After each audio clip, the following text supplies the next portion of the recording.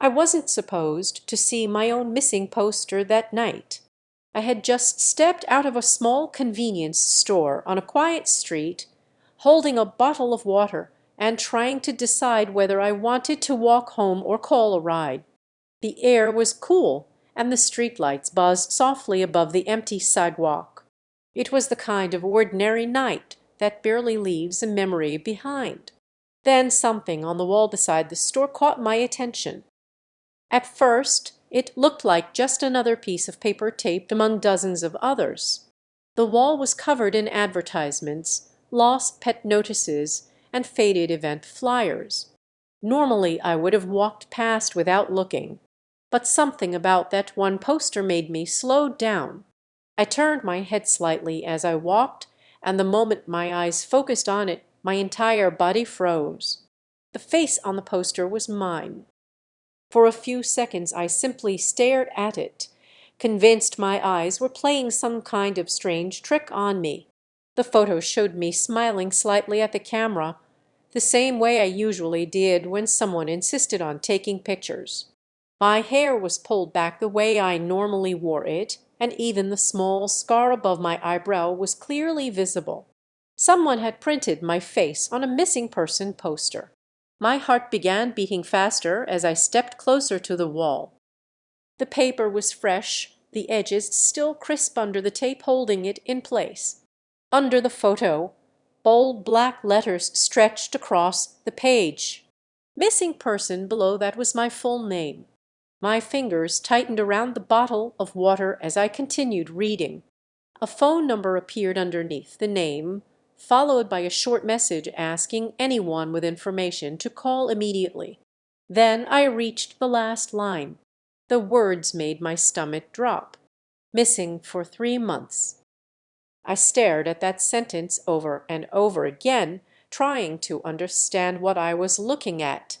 None of it made sense. I wasn't missing. I had been living my normal life the entire time. I remembered my apartment, my job, my daily routine, and the grocery store down the street where I bought food almost every evening. Everything in my life felt completely normal. Yet here was a poster claiming I had vanished months ago. A nervous laugh escaped my throat as I pulled my phone from my pocket. Whoever made the poster must have made a mistake. Maybe there was someone who looked like me, or maybe an old photo had been used by accident. The only way to prove it was to call the number printed at the bottom. My hands felt slightly unsteady as I dialed. The phone rang twice before someone answered. A man's voice spoke cautiously through the speaker. "Hello." For a moment I didn't know what to say, but I forced myself to speak anyway. "Hi, I'm calling about the missing person poster," I explained slowly. "The one with my picture on it." The man on the other end of the line went completely silent. I frowned slightly, wondering if the call had dropped. "Hello?" I asked again. The silence stretched for several seconds before the man finally spoke again, but his voice sounded different this time. It had become shaky, almost disbelieving. He quietly said my name. A cold chill moved through my chest as I realized who the voice belonged to. "Daniel," I asked carefully. My brother inhaled sharply on the other end of the phone, and when he spoke again his voice was filled with emotion I didn't understand. "Oh my God," he whispered. "It's really you." Confusion tightened inside me as I leaned against the wall beside the poster. "Of course it's me," I replied. "Why wouldn't it be?" Daniel didn't answer right away. I could hear him breathing heavily through the phone, as if he was trying to process something impossible. Finally he spoke again. "We thought you were dead," he said quietly. The words sent a jolt through my body. "What are you talking about?" I asked. My brother hesitated for a moment before answering. When he finally did, his voice sounded fragile, like he was forcing himself to say something painful. "You disappeared 3 months ago," Daniel explained slowly, "after the car accident." The street around me suddenly felt very quiet. "What accident?" I asked. Daniel's voice cracked slightly as he responded. "The crash on the highway," he said. "The police found your car completely destroyed." My grip on the phone tightened. "You were gone when they arrived." I slowly lowered my eyes back to the poster on the wall. My smiling face stared back at me from the paper, frozen in time beneath the bold words announcing that I had been missing for months. If I had been missing for 3 months, where had I been living all this time? I kept staring at the poster long after the call ended, hoping the longer I looked at it, the more sense it would start to make. The paper still showed my face. My name was still printed under the photo, and the words "missing for 3 months" still sat there like a quiet accusation. My brother's voice echoed in my mind, repeating the same impossible story about a crash, a destroyed car, and a disappearance I couldn't remember. None of it felt real. My life had been completely normal. At least, I thought it had. I told myself the easiest way to prove Daniel wrong was to go home. If I walked into my apartment and everything was exactly where I left it, then the poster had to be some kind of mistake. Maybe the police had misidentified someone. Maybe the crash involved another car that looked like mine. There had to be a reasonable explanation. So I started walking. The route to my apartment felt familiar enough that I didn't need directions. My feet moved automatically through streets I was certain I had walked hundreds of times. Every corner looked exactly the way I remembered it, and that made me feel a little calmer with every step. By the time I reached my building, I had almost convinced myself the entire situation would clear up in a few minutes.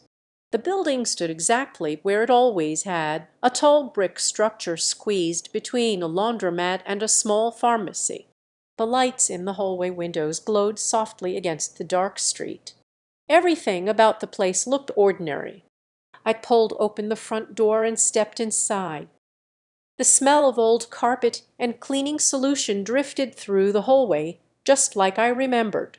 I walked straight toward the stairs, but before I could reach them, the apartment manager stepped out of his office near the entrance. Mr. Alvarez had managed the building for years. I had spoken with him enough times that he always greeted me with the same tired smile. But tonight, when his eyes landed on me, the smile never appeared. Instead, he looked confused. "Can I help you?" he asked politely. For a moment I thought he was joking. "Hi, Mr. Alvarez," I replied. "I think my key is stuck upstairs again." He stared at me blankly. "I'm sorry," he said slowly. "Have we met?" The question made me laugh nervously. "Of course we have," I said. "I live here, apartment 3B." Mr. Alvarez's eyebrows pulled together as he thought about that. Then he shook his head. "No one has lived in 3B for a while," he replied. The hallway suddenly felt colder. "What do you mean?" I asked. Mr. Alvarez crossed his arms and leaned slightly against the office door frame. "The tenant moved out months ago," he explained. "We haven't rented it again yet." I felt my chest tighten. "That's impossible," I said quietly. "I live there." He studied my face carefully, like he was trying to place me, but after a moment he shook his head again. "I'm sorry," he said, "but I've never seen you before." The words hit harder than I expected. I stood there for a few seconds, hoping something would suddenly click in his memory. But his expression remained politely confused, the way someone looks at a stranger who clearly made a mistake. My apartment. My home. According to him, I had never lived there. I mumbled a quiet apology and stepped back outside before he could ask any more questions. The cold night air felt heavier than it had earlier. The world around me suddenly seemed unfamiliar, even though every street still looked exactly the way I remembered. I pulled out my phone and stared at the screen. If Mr. Alvarez was wrong, then someone else would recognize me. I started walking again. The first place I went was a small cafe 2 blocks away. I remembered sitting there on weekends, drinking coffee while answering emails or reading on my phone. The bell above the door jingled softly when I stepped inside. The woman behind the counter smiled politely. "Hi there," she greeted. I forced a small smile back. "Do you recognize me?" I asked. Her smile slowly faded into confusion. "Should I? I come here all the time," I said. She shook her head gently. "I'm sorry," she replied. "I don't think so." The same thing happened at the grocery store. The cashier scanned my face with the same polite uncertainty before apologizing and admitting she had never seen me before. Even the small bookstore around the corner, the one I clearly remembered browsing through on quiet evenings, felt like a completely unfamiliar place. No one recognized me. By the time I stepped back onto the sidewalk again, a terrifying thought had begun forming in my mind. What if my memories weren't real? I quickly opened the gallery on my phone, desperate to find something that proved my life had actually existed the way I remembered. The screen filled with hundreds of photos. At first I felt relieved. My gallery had always been full of random pictures I took during everyday life. But as I scrolled through them, my relief slowly faded. I didn't remember taking any of these. The first photo showed a long stretch of empty highway under a dark sky. The next photo showed a roadside motel sign glowing in the rain. Another photo revealed a hospital hallway with bright white lights reflecting off polished floors. I scrolled faster. Gas stations, highways, parking lots, more motels. None of the photos showed friends. None showed restaurants, work, or normal daily life. Every image looked like it had been taken while traveling somewhere unfamiliar. And the timestamps made it even worse.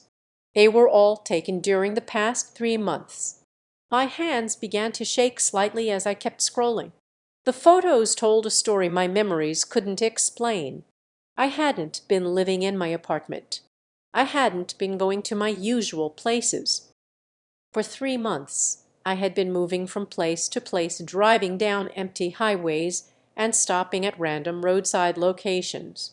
The realization settled into my chest like a heavy weight. Everything I remembered about the last few months might be wrong. If my memories were lying to me, what actually happened after the accident?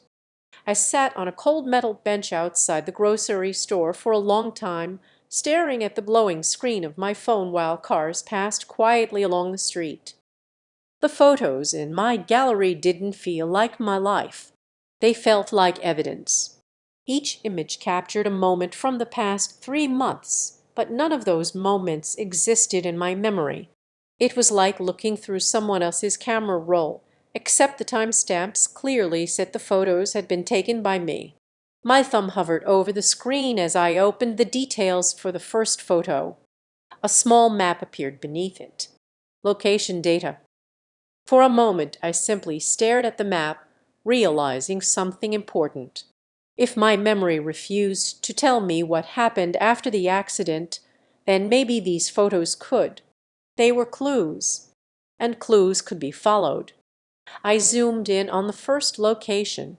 The photo of the empty highway had been taken about 30 miles outside the city, near a small gas station just off the interstate. The timestamp said it was taken nearly 2 months ago. I didn't remember being there, but apparently I had been. So I stood up, opened a ride app on my phone, and booked a car. If the past 3 months were hidden somewhere along those highways, I was going to find them. The gas station looked exactly like the picture on my phone. A faded blue sign buzzed under dim lights, and 2 pumps stood alone beside a small convenience store. Beyond the station stretched a long, empty highway disappearing into darkness. The driver dropped me off and left without asking questions. For a few seconds I just stood there, listening to the quiet hum of the lights above the pumps. Then I walked inside. A man stood behind the counter scrolling through his phone. When the door chime rang, he looked up with the tired expression of someone working a late shift. "Evening," he said casually. "Hi," I replied, trying to sound calm. I stepped closer to the counter and turned my phone toward him, showing the photo of the highway I had taken weeks ago. "Do you remember seeing me here before?" The man leaned forward slightly, squinting at the screen. Then he looked up at my face. For a moment his expression stayed neutral. Then something changed. "Yeah," he said slowly. "I remember you." My chest tightened immediately. "You came through here late one night," he continued. "Maybe a month or two ago. What was I doing?" I asked. The man scratched the side of his head as he tried to recall. "You looked rough," he admitted. "Like you hadn't slept in a while." I swallowed. "Was I alone?" "Yeah," he said. "You kept asking where the nearest hospital was." The word hospital echoed in my mind. "Did I say why?" I'd asked. He shook his head. "No," he replied. "But your hands were shaking pretty bad. I thought maybe you'd been in some kind of accident." The sound of screeching brakes flashed through my mind. For a split second I saw rain streaking across a windshield. Then the image vanished. I blinked quickly, my heart suddenly racing. "Thank you," I said quietly before turning and walking back outside. The memory fragment faded as quickly as it appeared, leaving only a faint echo behind. But it was the first memory that had returned, and it had started here. The next location in my gallery was a roadside motel. The building sat beside a lonely stretch of highway about 15 miles away. A flickering neon sign read vacancy, and the parking lot was nearly empty when I arrived. Inside the small lobby, an older woman sat behind the front desk watching a tiny television. She muted the volume when I approached. "Can I help you?" she asked. I hesitated before answering. "Did I stay here recently?" I asked, holding up my phone again. The woman studied my face for a moment. Then her eyes widened slightly. "You did," she said. My stomach tightened. "When?" I asked.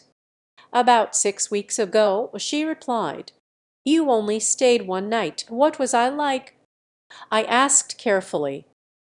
The woman leaned back in her chair as if replaying the memory. "You were quiet," she said, "but you looked exhausted, like you hadn't slept in days." She paused before adding something else. "You kept looking out the window at the highway." A strange feeling crept through my chest. "Did I say anything?" I asked.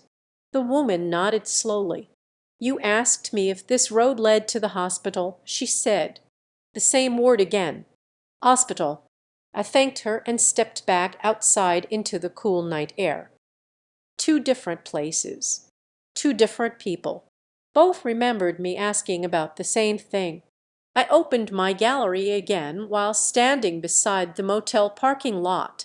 This time I scrolled more carefully.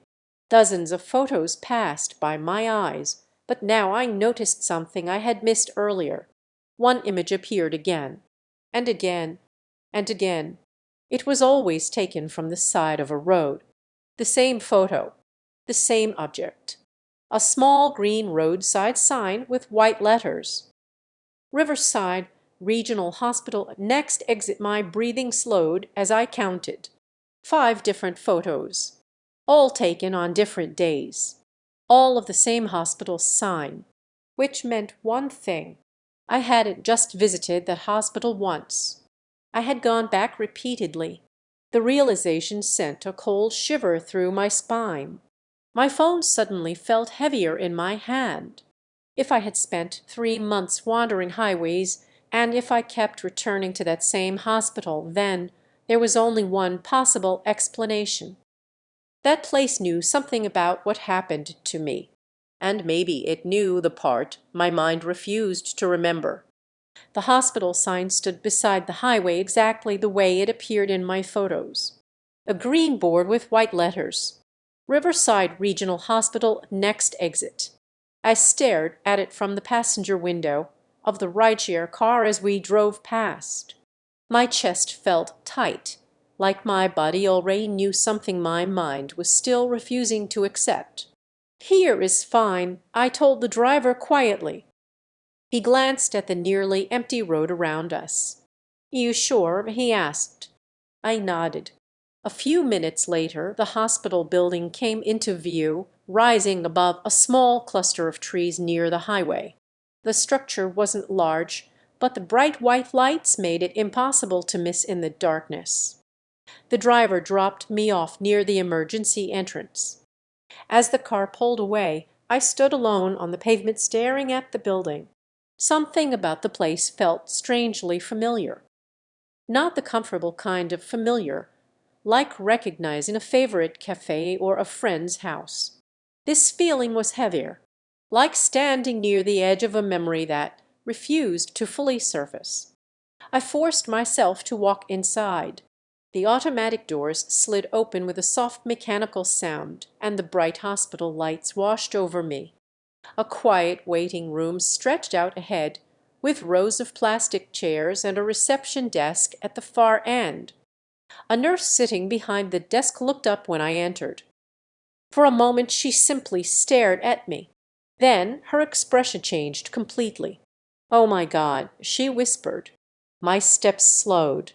She quickly stood from her chair and walked toward me, her eyes scanning my face as if she was confirming something impossible. "You're back," she said softly. The words made my stomach tighten. "You know me?" I asked. The nurse nodded slowly. "Of course I do," she replied. "We were worried about you." My heart began pounding harder in my chest. "When was I here?" I asked. She studied my face carefully before answering. "3 months ago," she said, "after the car accident." The word accident echoed through the quiet lobby. The same word my brother had used. The same word my mind kept refusing to understand. Before I could ask anything else, the nurse turned toward a hallway behind the desk. "Let me get Dr. Patel," she said. "He was the one who treated you that night." I waited in the lobby, my fingers gripping the edge of my phone while my thoughts raced in circles. 3 months ago. The crash. The hospital. The missing memories. All the pieces were here, but they still didn't connect. A few minutes later a man in a white coat stepped into the lobby. He looked to be in his early 50s, with tired eyes and a calm expression. The moment he saw me, recognition crossed his face immediately. "You found your way back," he said gently.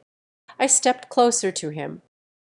"Apparently I've been here before," I said. Dr. Patel nodded. "You were brought here by an ambulance the night of the crash." My chest tightened as I waited for him to continue. "You were lucky to survive," he explained.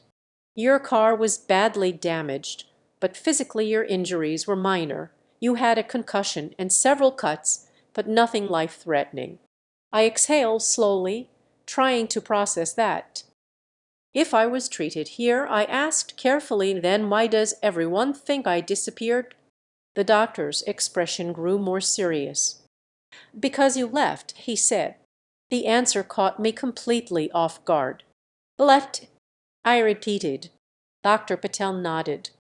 "When you arrived, you were in severe psychological shock," he explained. "You were disoriented and extremely distressed. We wanted to keep you for observation." His voice softened slightly.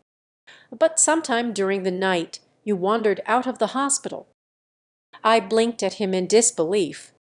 "You're saying I just walked away?" "Yes," he replied. "You were confused and clearly traumatized. When staff realized you were gone, we contacted the police and your family." A heavy silence filled the space between us. "So I've been wandering around ever since," I murmured. Dr. Patel hesitated for a moment before answering. "In a way, yes," he said gently. My head felt light as I leaned slightly against the reception counter. "But why don't I remember any of it?" I asked. The doctor took a slow breath before explaining.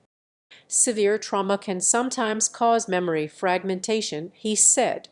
"Your brain was trying to protect you from something it couldn't process." Protect me from what? The question formed in my mind before I could stop it. Dr. Patel seemed to sense the direction of my thoughts. "There's another part of the accident you should know," he said carefully. My heart began beating faster again. "You weren't alone in the car that night." The words made my stomach drop. "Who was with me?" I asked quietly.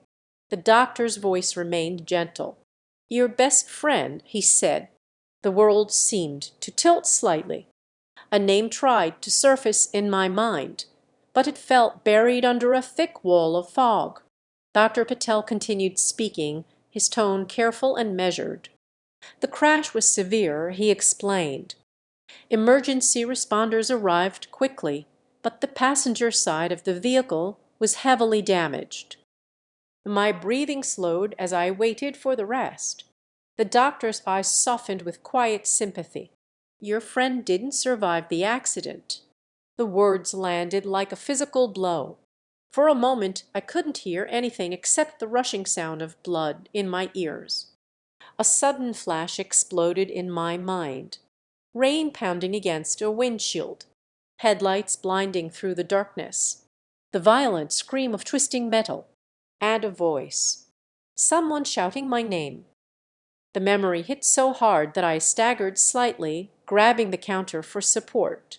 "I remember," I whispered. More images forced their way through the fog. My hands gripping the steering wheel. A truck swerving into our lane. My friend turning toward me in panic. Then darkness. Tears blurred my vision as the final piece clicked into place. My mind hadn't forgotten the crash. It had buried it. The guilt, the shock, the unbearable truth that someone I loved had died beside me. "Doctor," Patel spoke again, his voice calm and steady. "Your mind created distance from the trauma," he explained. "It built a version of reality where everything felt normal. My apartment, my routine, my ordinary life. None of it had actually happened. It was just the story my mind invented to escape the truth." I wiped at my eyes as another realization settled over me. "So seeing the missing poster," I began. Dr. Patel nodded gently. "It forced your mind to confront reality," he said. The illusion couldn't hold anymore. I slowly looked around the hospital lobby. 3 months of confusion. 3 months of wandering highways and motels. 3 months of running from something my mind couldn't face. And now I finally knew why. I sat in the hospital waiting room long after Dr. Patel finished explaining everything. The bright fluorescent lights hummed quietly above me, and the steady beeping of medical equipment echoed faintly from somewhere down the hallway. The world around me continued moving as if nothing had changed, but inside my mind everything felt completely different. For the first time in 3 months, my memories were no longer fighting reality. They were slowly beginning to align with it. The images from the crash still flickered through my thoughts like broken pieces of a film reel. Rain against the windshield. The blinding headlights of another car. The terrifying moment when everything spun out of control. And my best friend sitting beside me. The guilt sat heavy in my chest, pressing down with a weight that made it hard to breathe. Dr. Patel had explained that trauma sometimes forces the brain to protect itself in extreme ways. My mind had tried to escape the pain by building a false version of my life, a version where nothing had gone wrong and everything was still normal. But the truth had caught up with me eventually, and now there was no place left to hide from it. My phone rested quietly in my hands as I stared at the screen. The contact list felt strangely intimidating, even though the names were familiar. One name stood out more than the others. Daniel, my brother. I hesitated for a moment before pressing the call button. The phone rang only once before he answered. "Hello," Daniel said quickly, his voice tense with nervous anticipation. "It's me," I said softly. For a moment there was silence on the line. Then I heard his sharp intake of breath. "Where are you?" he asked immediately. "At Riverside Regional Hospital," I replied. "The place they brought me after the accident." Another pause followed, but this time it felt different. I could hear relief breaking through the tension in his voice. "Are you okay?" he asked. I glanced around the quiet waiting room before answering. "I think I will be," I said honestly. Daniel didn't hesitate after that. "Stay right there," he said. "I'm coming." The call ended, leaving me alone again with my thoughts. Hours passed slowly in the waiting room as the night stretched toward morning. Nurses moved quietly through the halls, and the occasional patient entered the emergency doors before disappearing deeper into the hospital. But eventually the automatic doors at the entrance slid open again. When I looked up, I immediately recognized the familiar figure rushing inside. Daniel spotted me at the same moment. For a split second we both stood frozen, as if neither of us fully trusted what we were seeing. Then he crossed the room in a few quick steps and wrapped his arms tightly around me. The hug felt overwhelming in the best possible way. Relief, exhaustion, and grief all mixed together as I held onto him. "I thought we lost you," he murmured quietly. His voice carried the weight of 3 months of fear. "I'm sorry," I whispered. Daniel pulled back slightly so he could look at my face. His eyes were red, and I realized he must have cried more than once during the past few months. "You're here now," he said gently. "That's all that matters." The words should have comforted me, but the truth still lingered beneath the surface. Not everything could be fixed so easily. Some losses didn't disappear just because you survived. Daniel seemed to understand that without me saying anything. He placed a reassuring hand on my shoulder as we both sat down in the waiting room chairs. "We'll figure the rest out together," he said. And for the first time since seeing that missing poster, I believed him. The weeks that followed were difficult. Doctors arranged therapy sessions to help me process the trauma from the crash. Some days the memories felt overwhelming, and other days the emotional weight of the truth settled in slowly like a storm cloud that refused to move. But little by little, things started changing. My thoughts became clearer. The fragments of memory stopped fighting each other. Reality stopped feeling like something distant and unfamiliar. Instead of running from the past, I began learning how to face it. Daniel and the rest of my family stayed close during the entire process. Their support gave me something steady to hold onto when everything else felt uncertain.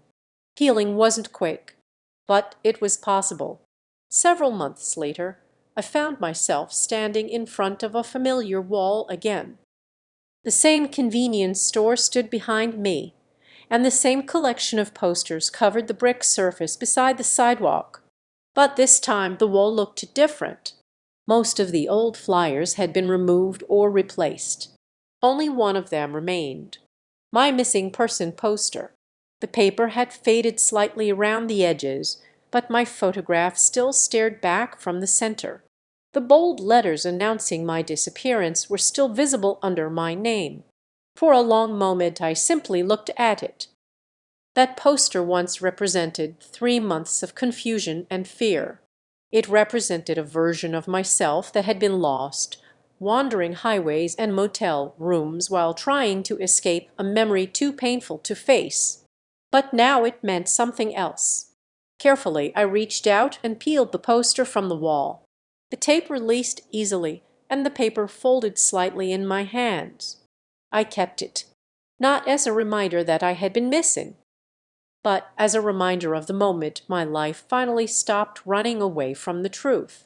Because sometimes the hardest part of healing isn't remembering what happened.